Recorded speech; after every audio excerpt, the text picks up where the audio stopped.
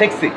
সেটা আসলে কি কাজে নাকি দেখে না আমরা না, না শুধু পরে জানতে না, অবশ্যই কাজে। কারণ আমার আমার তো এর আগের কাজগুলো একটু অন্য ধরনের কাজ ছিল। তো এই কাজটা তো আসলে দাদা ১ম থেকে বাণিজ্যিক বা কমার্শিয়াল সিনেমাতেই আসলে আমাকে ইনভলভ করার থেকে মানে ওর প্ল্যানটা ছিল এরকম। এই ধরনের সিনেমাতে আমার আমার যে ইনভলভমেন্ট হবে সেটা আমি জানি নাই। বা এই ধরনের সিনেমার সাথে ইনভলভ হলে আসলে আমার রোল প্লেটা কী হবে সেটাও আমি জানতাম না।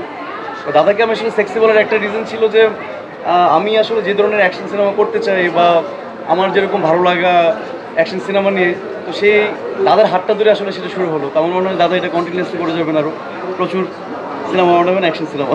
না, না, না, এটা এরকম ব্যাপারই না। কারণ যাদের কথা বলছেন ওনারা আসলে এত বড় মানুষ, ওনাদেরকে নিয়ে কথা বলার মতো বা ওদের সাথে কম্প্যারিজনের কোনো জায়গাই নেই প্রথমত।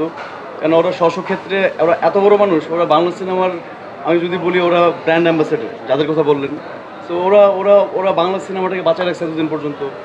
স্টিল ওদের কারণে কিন্তু আমরাও সুযোগ পাচ্ছি। এই যে সিনেমাটা ধুকে ধুকে মরে যাচ্ছিল, তো অনেক বড় বড় মানুষ সেটাকে কন্টিনিউ করে গেছেন অনেক বছর ধরে। তো আসলে সেটা টিকে ছিল বলেই আমরা আবার কাজ করতে আসছি। আমি কাজ করার জন্য সাহস পাচ্ছি, একটা সিনেমা করার জন্য সাহস পাচ্ছি, বা একটা সিনেমা করতে আমার খুব ইচ্ছা হয়। এবং জায়গাটাও চেঞ্জ হয়েছে। আজ থেকে ৮-১০ বছর আগেও সিনেমার যে প্রেক্ষাপট ছিল এটাও চেঞ্জ হয়েছে। তো আমি লাকি যে আসলে খুব একটা ভালো টাইমে আসলে আমি সিনেমাতে আসছি এবং খুব ভালো ভালো ফিল্ম মেকিং হচ্ছে। ডুব দিয়ে থাকাটা তো আমার জন্য ভালোই না, খারাপ তো না। এটা আমাকে আসলে আমার জীবনে প্লাস করছে, রাইট, আমাকে মাইনাস করেনি। তো আমার মনে হয় যে আমি চুপে চাপে থেকে আমার কাজটা আমি ঠিকঠাক করতে পারছি কিনা সেটা ইম্পর্টেন্ট। আর আমি চুপচাপ থেকে আমার কাজটাই করতে চাই, অন্য কিছু না। তো আমাকে নিয়ে শুধু সিনেমা ছাড়া অন্য কোনো আলোচনার দরকার তো নেই, দরকার আছে?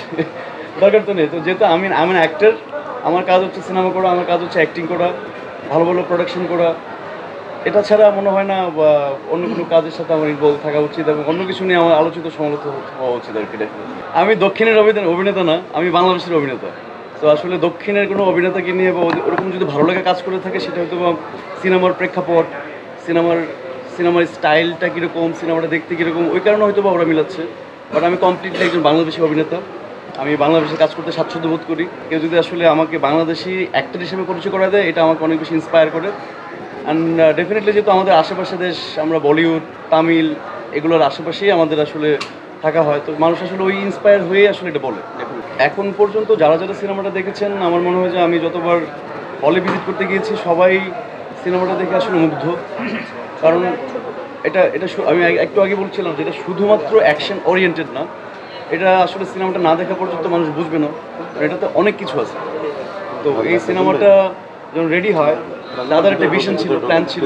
দাদা আসলে একটা এই বাংলাদেশের মানুষকে একটা মেসেজ দিতে চাইছে। আর আমরা আসলে যেই অবস্থানে এখন আছি, আমাদের দেশের যে আসলে লিটারেলি যেই পরিমাণে করাপশন হয়, মানুষ করাপ্টেড হয়, মানুষ চুপ থাকে, কথা বলতে পারে না।